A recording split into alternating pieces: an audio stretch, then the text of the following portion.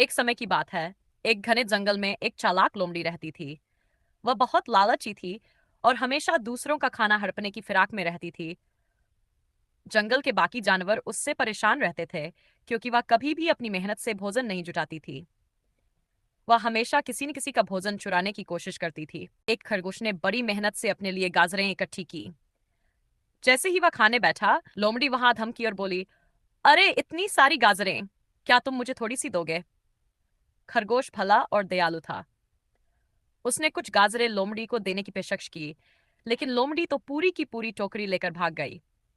बेचारा खरगोश देखता ही रह गया। ऐसे ही एक दिन हिरण ने हरी हरी घास का ढेर इकट्ठा किया था। लोमड़ी वहां भी पहुंची और बोली, अरे हिरण भाई, तुम्हारी घास तो बहुत स्वादिष्ट लग रही है, क्या मुझे भी कुछ मिलेगी? ओए! हिरण ने खुशी खुशी उसे थोड़ा घास देने की सोची, लेकिन लोमड़ी ने उसकी पूरी गठरी खींच ली और भाग गई।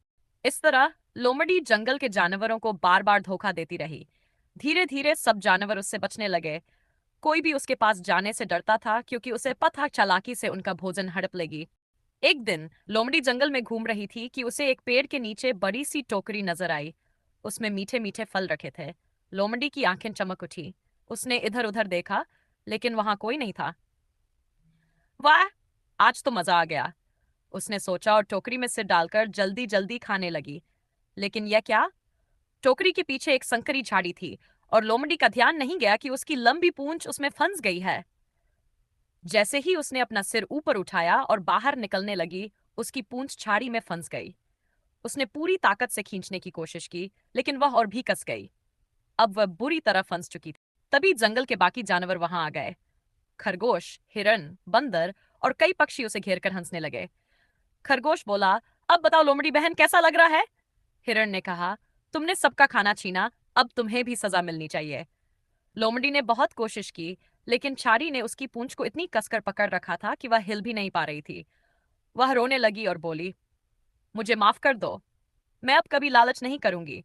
मैं मेहनत से अपना खाना खुद जुटाऊंगी। जंगल के जानवरों ने सोचा कि शायद लोमड़ी ने अपनी गलती से सीख ली है। उन्होंने छाड़ी से उसकी पूंछ छुड़ाने में मदद की, लेकिन उसे चेतावनी भी दी कि अगर उसने दोबारा किसी का भोजन चुराने की कोशिश की तो उसे फिर से सजा मिलेगी। लोमड़ी को बहुत शर्मिंदगी महसूस हुई। उस दिन के बाद से उसने अपना लालच छोड़ दिया और खुद मेहनत करके भोजन जुटाने लगी।